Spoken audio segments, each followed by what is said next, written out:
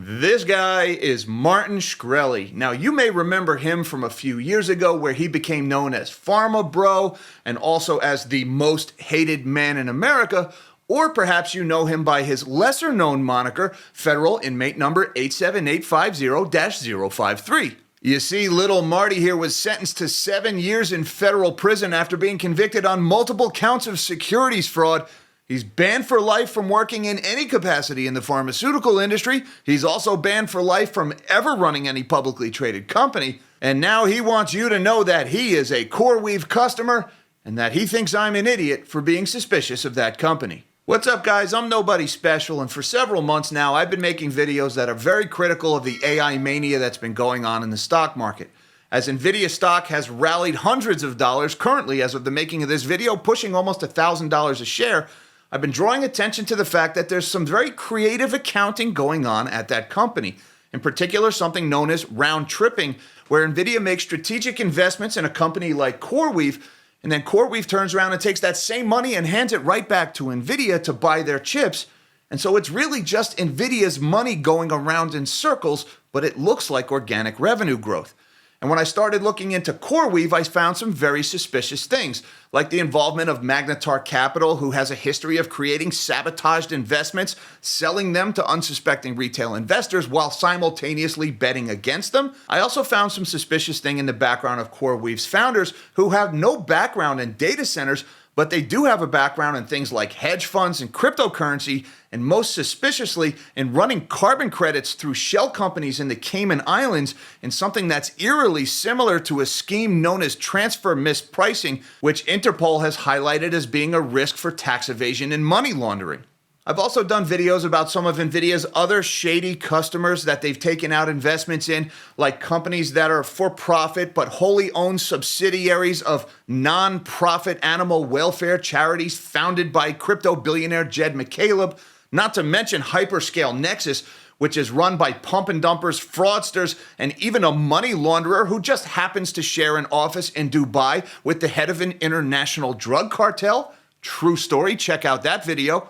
And so you can imagine my complete and total lack of surprise that an epic dirtbag like Martin Shkreli would come to the defense of Nvidia and Coreweave. Yesterday, the story broke that Coreweave was now seeking a $16 billion valuation, which is more than double the $7 billion valuation that they had previously received from Fidelity a few months ago. And so when Frodo Baggins here posted that story on X last night, someone named Jamarco posted a link to my interview with Samantha LeDuc, where we talked about some of the suspicious dealings at Coreweave. To which Classy Martin responded, "Yeah, I called out how retarded that was when it happened, some of the dumbest shit I've heard." Now, an interesting thing about this story breaking yesterday was that it happened on the same day that one of Coreweave's biggest customers, Inflection AI, who was just eaten alive by Microsoft, decided that they want to ask Coreweave for their money back. And so since Martin was feeling froggy, I decided to ask him what he thought about that, while also reminding people that, hey, this scumbag has been convicted on multiple counts of securities fraud.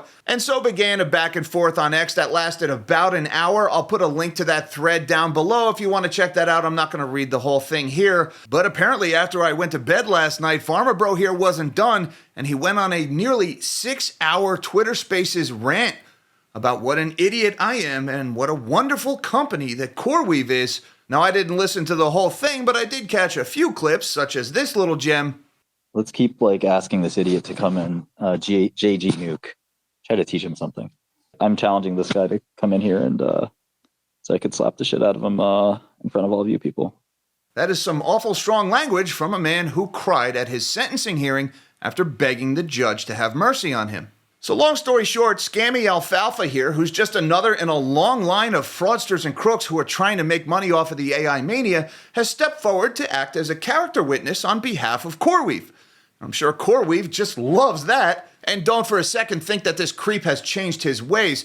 In just a year and a half since he's been released from prison, he's already violated his probation at least once when he left the state to appear on Tucker Carlson. And the FTC has asked a federal judge to hold him in contempt of court because his company DL Software, the DL stands for drug-like, runs algorithms to help with the discovery of new pharmaceuticals. And remember, he has a lifetime ban from working in any capacity in the pharmaceutical industry, so it seems like this guy is on a mission to get himself thrown back in the slammer. He also ran a crypto scam called Martin Shkreli Inu, where, good for him, he made enough money to move out of his sister's place when he dumped 90% of the Martin Shkreli Inu coins that he was holding on unsuspecting retail investors and crashed the price.